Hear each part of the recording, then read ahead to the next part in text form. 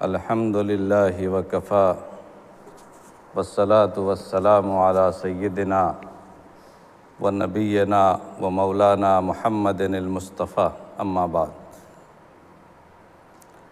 اعوذ باللہ من الشیطان الرجیم، بسم اللہ الرحمن الرحیم۔ لا یجرمنکم شنآن قوم علی الا تعدلوا اعدلوا هو اقرب للتقوی۔ صدق اللہ العظیم۔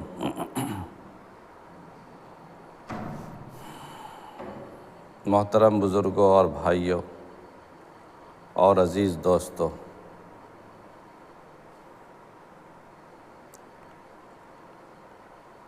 اللہ تعالیٰ نے ہمیں ایمان اور اسلام کی دولت سے نوازا ہے۔ ایمان اور اسلام دونوں کے معنی ہے مان لینا۔ ایمان کے معنی بھی ہے مان لینا، اور اسلام کے معنی بھی ہے مان لینا، یعنی اللہ کے حکم کے سامنے سر جھکانا، اپنے جذبات پر کنٹرول رکھنا، اپنے جذبات پر قابو رکھنا۔ اللہ کا حکم چاہے پسند آوے چاہے نہ آوے، طبیعت قبول کرے یا نہ کرے، ایک مومن کی شان یہ ہے کہ جیسے ہی اللہ کا حکم آئے ہم اسے قبول کر لیں۔ یہی ایمان کا مفہوم ہے، یہی ایمان کا مطلب ہے۔ اسی لیے اللہ تعالیٰ نے قرآن کریم میں جگہ بجگہ اس بات کی وضاحت کی ہے کہ کسی مومن کے لیے، چاہے وہ مرد ہو یا عورت، اللہ رسول کا فیصلہ آ جانے کے بعد اس میں این و آ کرنے کا اختیار نہیں۔ ما کان لمؤمن ولا مؤمنۃ اذا قضى اللہ ورسولہ ان یکون لہم الخیرہ۔ اللہ اور کسی مومن مرد یا کسی مومن عورت کے لیے یہ اختیار نہیں ہے کہ جب اللہ کا حکم آ جائے، اللہ کا فیصلہ آ جائے، تو اللہ کا فیصلہ آ جانے کے بعد اسے اختیار باقی رہے۔ اختیارات ختم ہو جاتے ہیں۔ تو ایمان نام ہے اپنے جذبات پر قابو رکھنے کا، اسلام نام ہے اپنے احساسات اور اپنے خیالات کو چھوڑ کر اللہ کے حکم کے سامنے اپنے آپ کو جھکا دینے کا۔ ایک انسان چاہے جس مقام پر بھی فائز ہو، آپ ایک باپ کی جگہ پر ہیں اور آپ کے سامنے اپنے بیٹوں کا مسئلہ ہے، تو اپنے بیٹوں اور بیٹیوں کے درمیان اس بات کا لحاظ رکھنا ہے کہ اللہ کا حکم کیا ہے، آپ کا من کیا کرتا ہے، آپ کی طبیعت کدھر مائل ہے۔ کسی ایک بیٹے کو زیادہ مانتے ہیں، کسی ایک بیٹی کو زیادہ مانتے ہیں، تو یہ آپ مومن نہیں ہیں۔ مومن یہ ہے کہ جب اللہ کا حکم جو ہے اس کے مطابق آپ نہیں چلتے ہیں تو آپ ایمان والے نہیں ہیں۔ اللہ تعالیٰ نے ایسے لوگوں کو ایمان کے سب سے خارج قرار دیا ہے۔ جس مقام پر بھی آپ فائز ہیں، وہاں پر کہ اس مقام کا جو تقاضا ہے، جو شریعت کا حکم ہے، اس کی تکمیل کرنی۔ کوئی بے انصافی نہیں کر سکتے آپ۔ اگر آپ شوہر ہیں اور آپ کے پاس کئی بیویاں ہیں، تو اب یہاں پر یہ آپ کو دیکھنا کہ فلانی بیوی سے زیادہ ہماری طبیعت میل کھاتی ہے، فلانی سے نہیں کھاتی ہے، یا آپ کی اپنی طبیعت پر عمل کرنا ہے، تقاضے پر عمل کرنا ہے، اسلام کے حکم پر عمل کرنا نہیں ہے۔ اسلام یہ کہتا ہے کہ اپنی طبیعت کے تقاضوں کو مار کر اللہ کے حکم کے سامنے اپنے سر تسلیم کو خم کر دو۔ یہ ہے ایمان۔ اگر اللہ کا حکم آنے کے بعد بھی آپ کے طبیعت میں کجی باقی رہ گئی اور ہمارے دلوں کے اندر کچھ خشخشہ باقی رہ گیا، تو خدا کی قسم وہ ایمان نہیں ہے، وہ منافق ہے۔ سرکار دو عالم صلی اللہ علیہ وسلم کے سامنے زندگی میں ایک واقعہ پیش آیا۔ ایک مسلمان، بظاہر مسلمان تھا لیکن منافق تھا، وہ اندر سے مسلمان نہیں تھا، لیکن مسلمانوں میں شمار کیا جاتا تھا۔ تو ایک مسلمان اور ایک یہودی، ایک غیر مسلم کے درمیان آپس میں جھگڑا ہوا کسی مسئلے پر۔ وہ دونوں اللہ کے نبی صلی اللہ علیہ وسلم کے دربار میں حاضر ہوئے اور انہوں نے کہا کہ حضور جو آپ فیصلہ کریں گے وہ فیصلہ ہمیں منظور ہے۔ حضور اکرم علیہ السلام نے سارے معاملات سن کر کے یہ آپ نے خیال نہیں فرمایا کہ یہ فلانا مسلمان ہے یا فلانا یہودی ہے، بلکہ آپ نے جو صحیح فیصلہ تھا آپ نے یہودی کے حق میں فیصلہ کر دیا کہ تمہارا فیصلہ صحیح ہے، تم حق پر ہو، یہ مسلمان غلطی پر ہے۔ اس مسلمان کے حق میں فیصلہ نہیں ہو سکا، مگر وہ یہودی نے مان لیا، چونکہ اس کے حق میں بھی فیصلہ تھا اور وہ پہلے سے بھی سمجھتا تھا کہ نبی جو ہے یا حضور اکرم علیہ السلام کبھی غلط فیصلہ نہیں کر سکتے۔ جتنے بھی کافر ہیں یا جتنے بھی غیر مسلم ہیں وہ نبی صلی اللہ علیہ وسلم کی دیانت پر اور سچائی پر ہمیشہ ایمان رکھتے تھے۔ پورا مکہ آپ کا خلاف تھا اور بچہ بچہ آپ کی جان کا دشمن تھا، لیکن اس کے باوجود بھی آپ کو صادق اور امین کے لقب سے پکارتے تھے کہ آپ سچے ہیں اور ایماندار ہیں۔ کسی نے آپ کی صداقت کو شک کی نگاہ سے نہیں دیکھا، کسی نے آپ کی ایمانداری پر کوئی ایک حرف نہیں اٹھایا، ایک انگلی نہیں اٹھائی، اس لیے یہودی نے مان لیا۔ مسلمان نے کہا کہ ٹھیک ہے، وہ چپ ہو گیا، خاموش رہا، اور پھر وہ کہا کہ چلو حضور صلی اللہ علیہ وسلم کے بجائے حضرت عمر ابن خطاب رضی اللہ تعالیٰ عنہ بھی تھے، صحابی رسول تھے، ان کے پاس چلا گیا، وہ کہا ان سے چل کے فیصلہ کرواتے ہیں۔ اب وہاں گیا، اس نے سارا مسئلہ رکھا، اپنے ایمان کا حوالہ دیا، اپنے اسلام کا حوالہ دیا، اپنے مسلمان ہونے کا ذکر کیا اور کہا کہ یہ میرا غیر مسلم ہے، اس نے مجھ پر مقدمہ دائر کیا اور حضور اکرم علیہ السلام کا تذکرہ نہیں کیا، آپ فیصلہ کر دیجئے۔ اس یہودی نے، یہ بھی یہودی تو مخالف تھا، فریق تھا، اس نے فوراً کہا کہ حضور نے اس کے بارے میں یہ فیصلہ کیا ہے، آپ کے نبی نے یہ فیصلہ کیا۔ کہا اچھا، نبی صلی اللہ علیہ وسلم کے پاس تم گئے تھے؟ کہاں گئے تھے، آپ نے یہ فیصلہ کیا۔ تو آپ کے فیصلے کی خبر جیسے ہی مل گئی حضرت عمر کو، عمر کی کیا مجال تھی کہ نبی کے فیصلے کے مقابلے میں کوئی دوسرا فیصلہ کرتا۔ یوں بھی جب تک حضور صلی اللہ علیہ وسلم دنیا میں زندہ رہے، کسی صحابی کی یہ ہمت نہیں تھی، نہ ان کو یہ اختیار تھا کہ نبی کے رہتے ہوئے غیر نبی فیصلہ کرے۔ نبی کے رہتے ہوئے کوئی غیر نبی مسئلے پہ کھڑا نہیں ہو سکتا تھا، نبی کے رہتے ہوئے کوئی غیر نبی امامت کے مسئلے پہ کھڑا ان کی اجازت کے بغیر نہیں ہو سکتا تھا۔ اسی لیے سرکار دو عالم صلی اللہ علیہ وسلم نے جب اپنے آخری لمحات میں جب نزا کی کیفیت تھی اور ایک ہفتہ تقریباً آپ اس میں پریشان رہے، بخار کی کیفیت میں، اور بے ہوشی بار بار آتی تھی، نماز میں تاخیر ہو جاتی تھی، وقت کی رعایت نہیں ہو پاتی تھی، صحابہ انتظار میں بیٹھے رہتے تھے، تو آپ نے آخری چند دنوں میں حضرت ابوبکر صدیق کو اجازت دی کہ آپ نماز پڑھائیں۔ حضور اکرم علیہ السلام عشاء کی نماز کا وقت ہو گیا تھا، سارا مجمع مسجد نبوی میں خاموش انتظار میں تھا کہ حضور اپنے حجرے سے برآمد ہوں گے، نماز پڑھائیں گے۔ بے ہوشی آئی، پھر ہوش میں آئے، پانی وانی ڈالا گیا، پھر ہوش میں آئے، فرمایا عشاء کی نماز ہو گئی؟ کہا کہ نہیں ہوئی، آپ کا لوگ انتظار کر رہے ہیں۔ فرمایا کہ ابوبکر سے کہو کہ نماز پڑھائے۔ پھر بے ہوشی آ گئی، تو پھر آپ نے پوچھا کہ نماز ہو گئی؟ تو کہا نماز نہیں ہوئی۔ پھر آپ نے فرمایا اپنی اہلیہ، اپنی ازواج مطہرات کو کہ ابوبکر سے کہو نماز پڑھائیں۔ شاید مسجد میں اطلاع بھی نہیں کی گئی کہ حضور کے رہتے ہوئے کوئی دوسرا نماز کیسے پڑھائے گا۔ تیسری مرتبہ بھی یہی کیفیت ہوئی، بے ہوشی ہوئی، اور پھر جب ہوش میں آئے تو پوچھا کیا نماز ہو گئی؟ کہا نماز نہیں ہوئی۔ یعنی آخری لمحات میں بھی نماز کا اتنا اہتمام اور نماز کی اتنی فکر کہ نماز ہوئی کہ نہیں ہوئی۔ جب تیسری مرتبہ بھی حضور صلی اللہ علیہ وسلم کو بے ہوشی ہوئی اور پھر ہوش میں آئے تو کہا نماز میں اب تاخیر زیادہ ہوتی جا رہی ہے۔ آپ نے فرمایا کہ ابوبکر سے کہو نماز پڑھائے۔ ابوبکر نے نماز کیوں نہیں پڑھائی؟ میں 3 بار سے کہہ رہا ہوں ابوبکر کو کہو نماز پڑھائے۔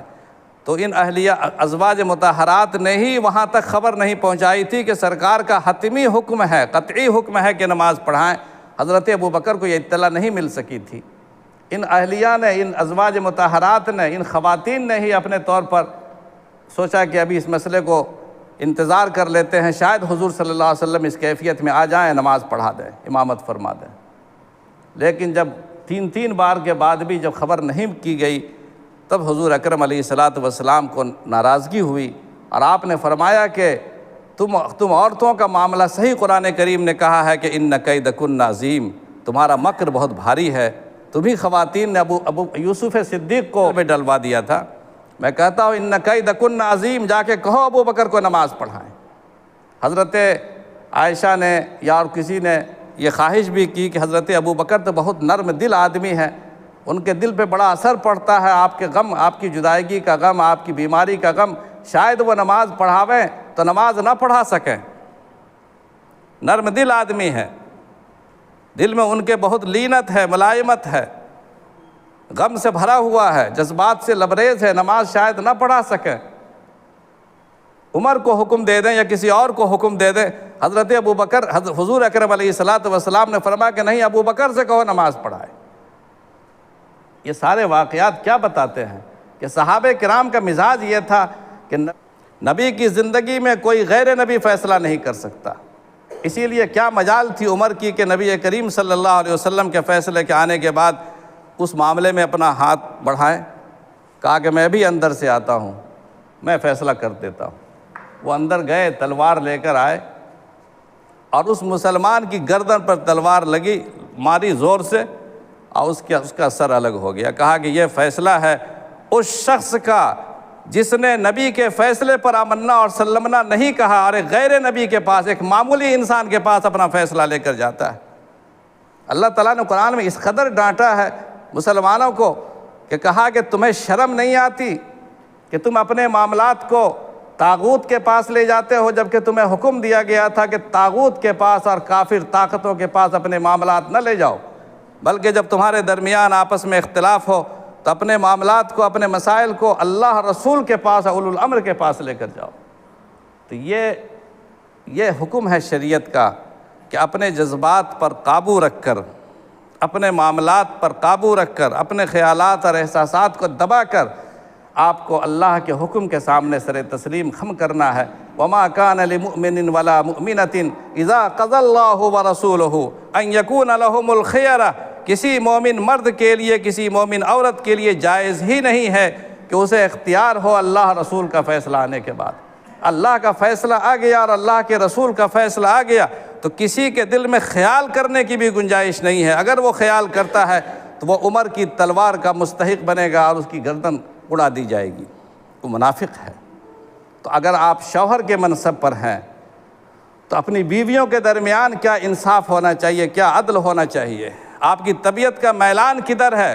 یہ آپ کے اندر کا مسلمان نہیں ہے، یہ اندر کا نفس بولتا ہے، اندر کا انسان بولتا ہے، جس کو شیطان نے اپنے گمراہی کے چکر میں پھنسا دیا ہے۔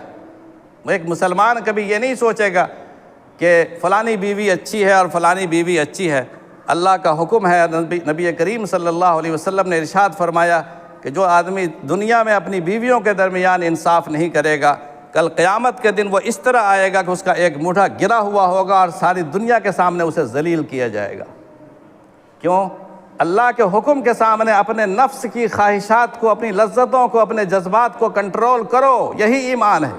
ایمان نام ہی ہے ماننے کا، اسلام نام ہی ہے سر تسلیم خم کر دینے کا، اپنے جذبات پر قابو پانے کا نام ہے۔ اسی طریقے سے اگر آپ حاکم ہیں، آپ جج ہیں، آپ پنچ ہیں، آپ قاضی ہیں، آپ کے سامنے کوئی فریق آتے ہیں، دو فریق آتے ہیں، تو اپنے دو فریقوں میں سے کسی ایک فریق کے ساتھ اپنی رشتہ داری نبھانے کی کوشش نہ کرو، کسی ایک فریق کے ساتھ دوستی کرنے کی کوشش نہ کرو۔ اپنے آپ کو مسلمان جج، مسلمان حاکم اور ایک انصاف ور حاکم کی طرف پیش کرو اور فیصلہ کرو انصاف کی بنیاد پر، فیصلہ کرو عدل کی بنیاد پر۔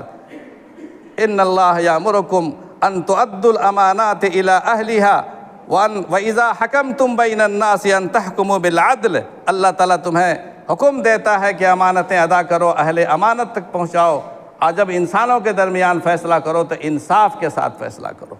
یہ نہ دیکھو کہ تمہاری کس سے دشمنی ہے اور کس سے دوستی ہے۔ لا یجرمنکم شنآن قوم علی الا تعدلوا اعدلوا هو اقرب للتقوی، تمہیں کسی قوم کی دشمنی اس بات پر آمادہ نہ کرے کہ تم انصاف کا دامن اپنے ہاتھ سے چھوڑ دو۔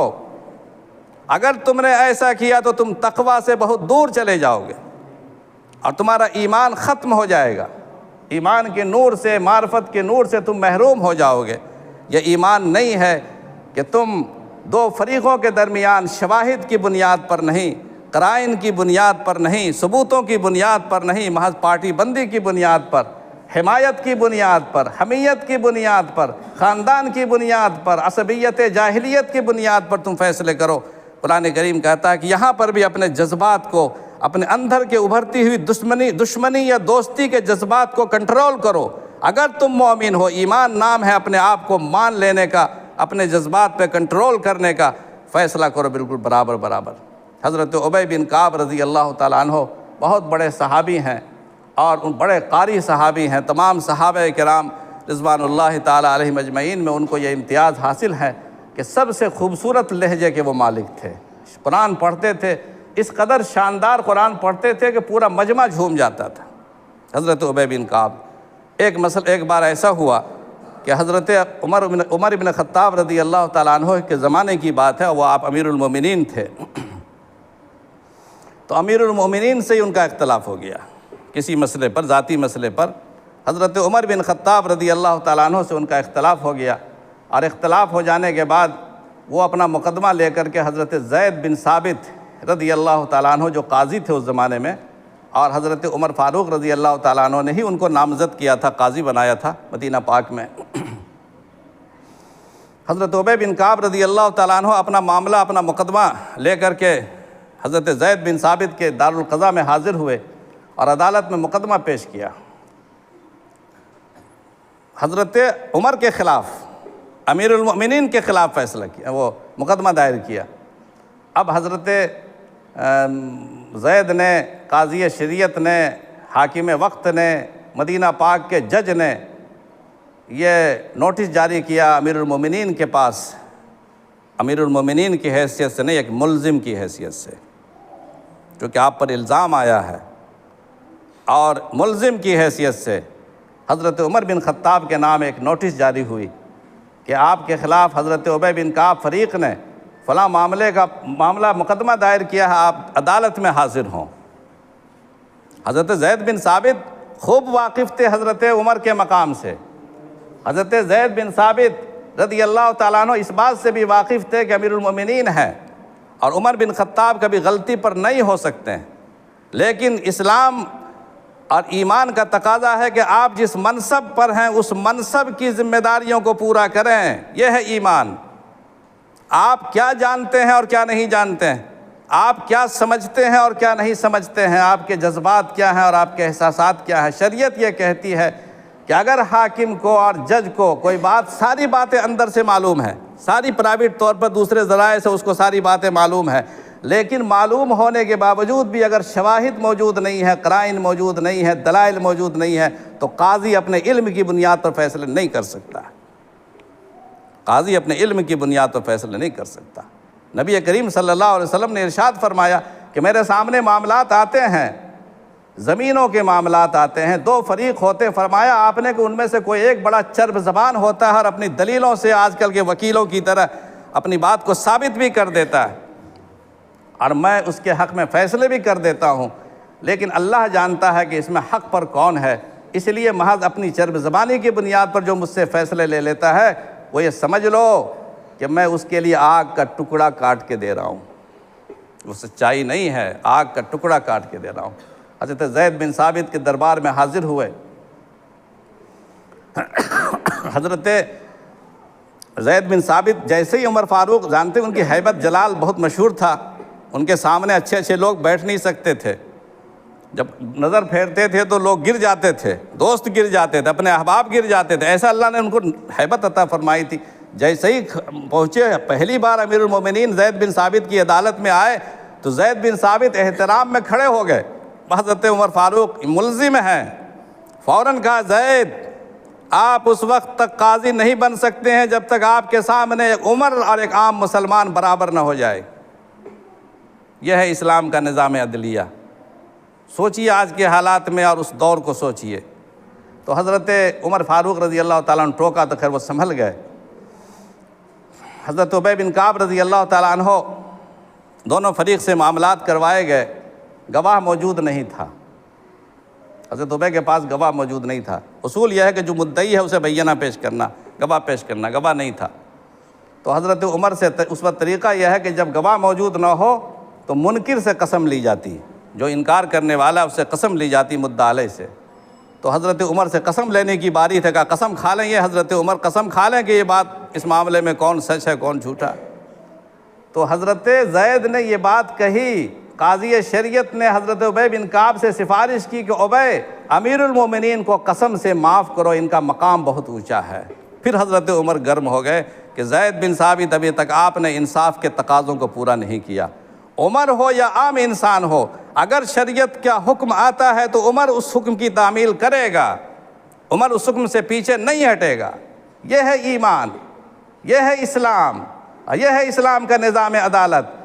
اسلام ہر انسان کو اپنی ذمہ داریاں پوری کرنے کا پابند کرتا ہے۔ کلکم راعٍ وکلکم مسئول عن رعیتہ، ہر انسان ذمہ دار ہے، کوئی اپنی ذمہ داری سے بھاگ نہیں سکتا ہے۔ اللہ تعالی ہم سب کو اپنی ذمہ داری ادا کرنے کی توفیق عطا فرمائے۔ وآخر دعوانا ان الحمد للہ رب العالمین۔